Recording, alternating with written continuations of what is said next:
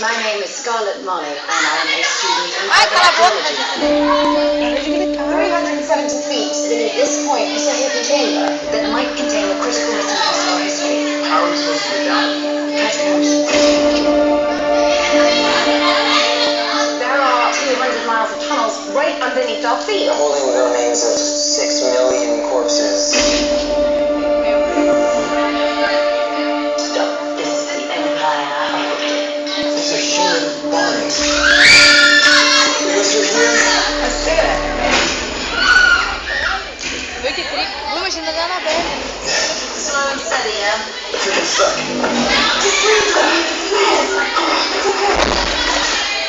What was that?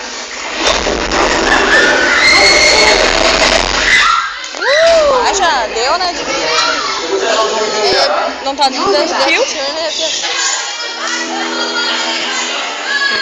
Olha aí! Cala a boca! Levanta! What? You're so annoying. Shut up. Não, ela tem cabelo, ela tem. Não há perpendicular. Então a era não há então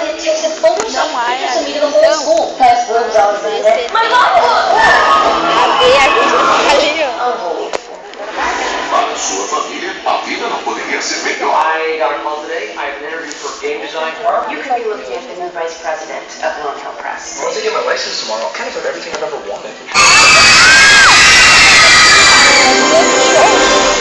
Ai, que loucura.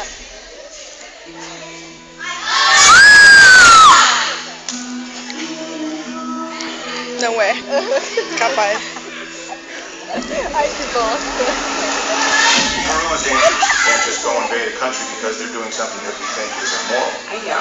I just think they should be doing something about the rainforest. Que não seja aqui. It's time to make a difference. Para, demônio. Achei que era tu. A mulher que tá tirando foto.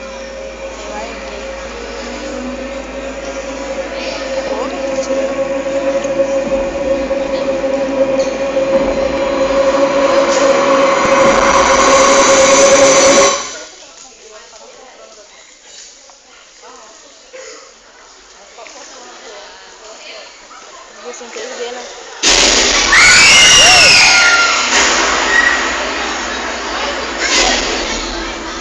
Canibal? É.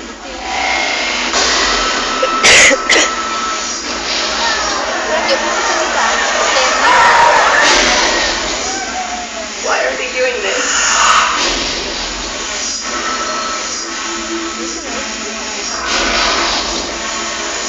What are they going to do to us?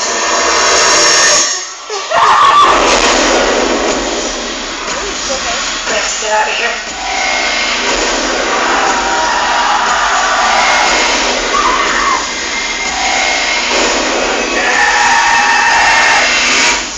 You know what this is?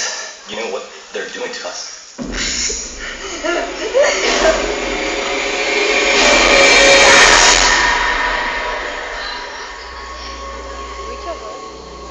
Viu, canibal?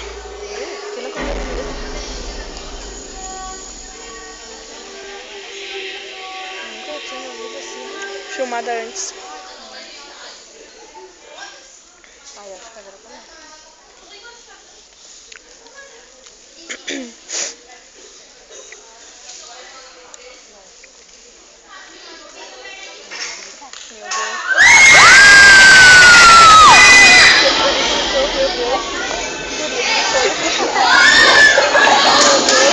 Começa logo.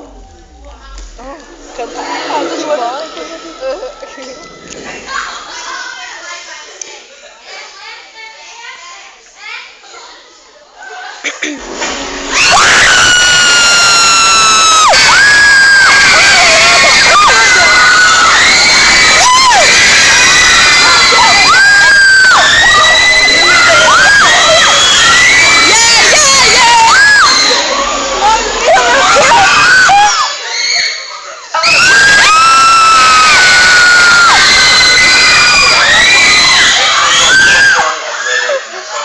Silent. You're about to watch as your head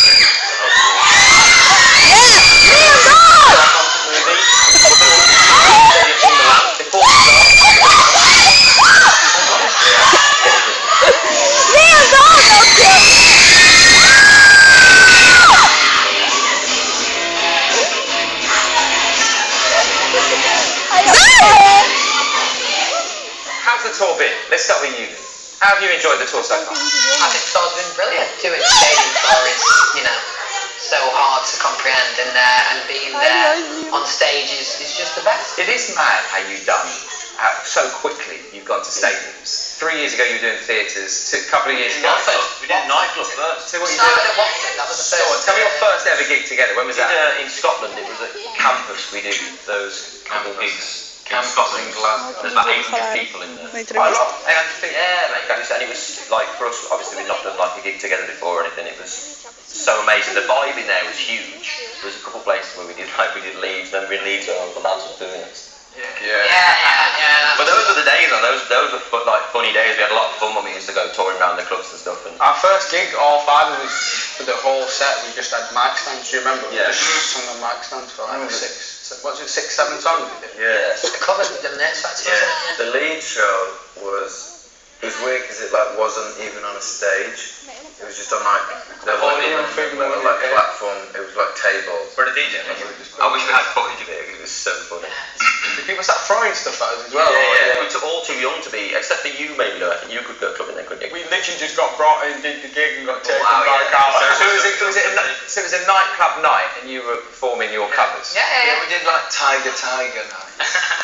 It was in like a car lot, wasn't it, in Leeds? Yeah, Leeds. It might have been Oceana. Yeah, we No, it wasn't Oceana. It was Tiger. That should go to Oceana's. It wasn't Oceana. Out of interest, do you feel that you enjoyed the theatres and the arenas more than the stadiums? There's something really nice about being able to see like a wide you can literally have like conversations with people across the room, and that's amazing. And then now, I think you still kind of Mas a have educação like, seria legal? you can't help but have little areas of the crowd that you keep going back to. Like it just happens naturally, it's not. Yeah, there's like little spots where you kind of will always see people and you like recognise people. And We could have happily stopped at arenas and been like, this is amazing. Like, to play arenas and do a worldwide tour would have been absolutely incredible. Seeing some of the greats that have played stadiums. Like, I remember when we got the sheet through at the stage, there was AC/DC stage. Like, people like that play stadiums. So for us to be playing in the stadiums was the biggest thing in the world. It's nothing we could have properly like sat down and thought, oh, one day we might play stadiums. I mean, you never have said that. It just happened. We blagged it again. It's so. Do you feel a bit like that? Like you blanked it? You almost don't. I mean, you look at the names that have played. Some of the stadiums for like Wembley, for example, and you almost don't feel like we're worthy of it. We just feel like we're just little scumbags. But actually, people like us. the thing with the stadiums is if you're in a band or you're like doing music, I don't think stadiums aren't music venues, so I don't think that's what you think about. I think if you're trying to aspire to something, you aspire to like the O2 Arena and MEN or stuff like that. Can you take it all in though? Because you're stood there. I sometimes look at you, and obviously when we were filming this DVD and when we were filming this Milan show, the camera goes behind you and you see you guys on the edge of the stage and you're talking to sort of 3 tiers worth of people. There's 80,000 people you're talking to. Do you have moments where you're just like, I don't quite know how I got here, I guess? It's very hard to comprehend. I think it's one of those things that is just so overwhelming. You can't really process it. The thing for me is as well, I think, like, how do we know how to do this? Like, most people will struggle to do like a best man speech at a wedding or something like that. You know what I mean? Like doing a speech is like a big deal, and then we're just there like we've got like 3 speeches in a show to make in the middle of the show to 80,000 people. I think we're very lucky with our fans that they take the pressure off us a little bit. That they're very forgiving. If you fall over, you kind of feel like, you've been there. You kind of feel like they've got you back. So you do have that kind of security where you fall. Because I do feel like speaking and singing are two like completely separate things. Why do you feel more? Tell me about you, because Because I feel like they're completely different skills. Like when I go out, I can sing, do whatever, not be phased by it, by walking around the stage singing. Then the minute I have to speak, like my brain just kind of just fails on me and kind of just puts 100 different words in my head all at once. Do you feel that even now? Not all the time, but just like if you, like you were saying, like when you look around and stuff and you're trying to take it all in and you're like, so many people here, kind of just adds a bit of pressure. Do you think it's easier for you, and all of you really, but Zayn, do you think it's easier to just try and not overthink it? Is it sort of easy? Because I guess if you stop and you think, oh my goodness, 80,000 people are here and they're here for us, I guess it sort of plays with your head a little bit, right? Yeah, that's what you find. That's why I personally find it easier to bring the other boys in when we're talking. Like, I'll go over and talk to Niall because I'm talking to Niall then. Yeah, there is 80,000 people there, but at least I can have a conversation with Niall and, you know what I mean, it might be a little less daunting. I just get too excited. I've kind of become the hype man, where we're just all the shouting, trying to get the crowd. So, but I just try and like manage the crowd in a way and get them buzzing. Do any of you get nervous before a show? Anyone that tries to tell you that they're not nervous it's a lie, because you do get like butterflies a little bit. But I find myself more so now, the further we've got into the tour, more excited about going on stage, because I find that when you go and when you do your own show, you know what kind of crowd we're going out to. Everyone knows like the One Direction crowd is crazy and like that, so you kind of build yourself up for that instead of, what's the point of being nervous, because as Louis said, the fans will have your back no matter what you do out there. Some of the passion that they show is like beyond anything. I remember in Brazil we met this group of folk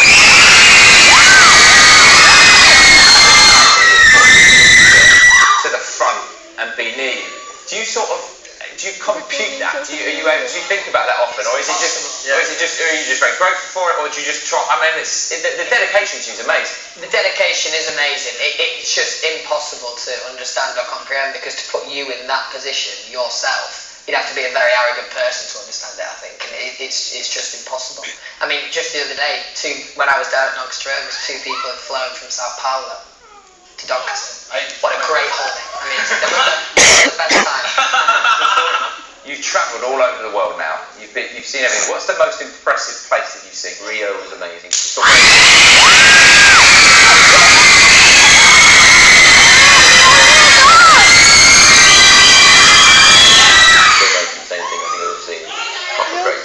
Which are your places, Harry, that you sort of are most keen on? You've seen? One of my favourite shows ever was Então por que pegou tatuagem? we played in like the old Coliseum, and there was something that had this amazing picture of like the stadium, the arena, and then it's like full of the crowd, and then there's all like the little old ruins at the top of the Yeah, the crowd outside that as well was amazing. It was like Any places for you three that you sort of keen on? I always really enjoy going to Australia. There's something about it. It's just people are cool down there. It's a beautiful country. The lads can go surfing and that. You know, we play golf down there. It's great. And obviously, from the first time we ever went down to Australia, the second we set foot in the country, the fans have just been ridiculous down there. I think if it wasn't so far away, everyone would live in Australia. I guess it's not that far away if you live in Australia. But if you're in Australia, you can't go. what's the negative side of it? Because obviously we get to see, you know, they're all about to watch you on stage being brilliant and rocking out to San Siro. But there must be bits that you sort of, I guess being away from home is quite tricky. Yeah, being away from home is a huge one. Like obviously you miss your family and friends and stuff. But actually, I quite like being busy and being on the road now. I like fun, but I am. I can't stop these days. But you must feel like you're like living out in a suitcase sometimes. I hate that one. Keep my stuff on the bus, and then bring a rucksack. You like staying on the bus, don't you? I live on the bus. I bring like a backpack. Just got underwear and stuff, and then I just get my clothes given to me. Do you? You literally just go rucksack. So Rucksack. how long will you be on the road for with just that rucksack? If it's up to like 2 weeks, I'll just bring a backpack. Yeah, because you can also use your stage clothes. You know what I mean? So A few of them. you can play the game. So just every time you use the same underwear. Look, I'm just like any other bloke. Like, you know what I mean? I'm out of underwear. You know what I mean? I've worn them today. I'll wear them tomorrow if I have to. Even if you've done a show in them. If I've done a show in them. I mean, it depends. It depends how. You just forget about it. Oh, look, this is honesty. This is all this is. It's honesty. It's a bit of. We're having an open, honest conversation about your underwear. Yeah. All right. Yeah. So maybe Zayn's looking out for me there. You know what I mean? Probably never get married. I'm fresh pair every day. Well, look at me. I'm very clean. Oh. Yeah. 2 pairs then. Yeah. Sometimes too clean. So you just pick up on that. Even if you go to hotels, you've always like living on the bus, don't you? Yeah. Why is that? Because everyone else would. I mean, I can't imagine. There's quite small bunks, but you just quite like hanging out there. Yeah, I suppose me and Zayn spend a lot of time on the bus, and it's just not as cheesy as this sounds. It's almost like a little escape, that little back lounge that we sit in, because You know, like there's mine and Zayn Security, Alberto and Preston, and Don the driver. You'll change no matter where it is in the world, though. Yeah, like, exactly. You get a different garden. It's not like a different hotel room in like a lonely place. Yeah, Which hotel room opting for me. It's just an easier way for me to deal with them. What, you would get quite lonely if you were staying at a hotel Oh, on your own? definitely. I can't really do on my own time. You know, I have to have someone's attention. You know. You can understand that. Because it can be quite frustrating being stuck in a hotel a lot. And we've had a few times this tour where there's literally been like, I remember in Peru there was like 10,000 people. And I got up that morning and went into Louis' room and I said, right, what are we doing today? And he goes, we should go shopping or something, man. Let's see if we get like a mall somewhere and go shopping. And then we looked out the window and the police, after we found out there was like 10,000 people on the street outside the hotel. So The bus parks in the stadium. So the bus parks in the stadium, and you know we always stay up late, otherwise you don't really have any time. Yeah. So you know we get up and take a walk inside, like we looked at the San Siro at like 3 in the morning, and it's incredible. It really is incredible to see. You get off stage, you're just full of energy. You don't want to be sitting in a hotel room by yourself after that. You know what I mean? You just got that amazing gig. What does it feel like when you come off stage? Just buzzed up, full of energy. I normally just can't go to sleep, but I just want to stay up. And And But it's quite relaxing when you finish a show as well, that you feel like, because you've done the shows, like a big energy release and whatever, you get it all out on stage and you kind of relax, Yeah, but you are like a relaxed awake sort of thing, I always find. We don't really have, I don't think any of us have like a proper body clock, like we all go to bed at like different times and whatever else. You need like an hour, 2 hours to kind of, even if it's not do anything, but even if it's just lying around but not sleeping. Yeah, just do what you want. Yeah, you have like a ringing in your ears for a while and stuff. And What's all this in the middle of the show? You're the only band I've ever seen that goes for a week. So cheeky, isn't it? In the middle of a show, you're going for a week. It's always in my speech, mate. I'm left there, and I've already said all I can say, and then he goes off the stage. I'm looking round. I think we all think the same thing, because I always think, oh, just nip off for a week. I actually normally think, oh, just go for a week.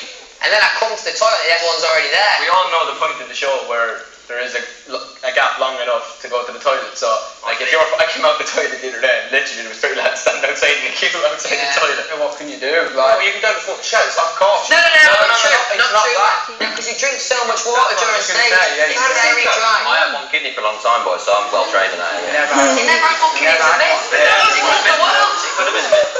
When you were a child, somebody said you had 1 kidney. It was confirmed that one of my kidneys was scarred, right? But then when I went to doctors in High Street when I was 18, We were talking somehow about- I healed it.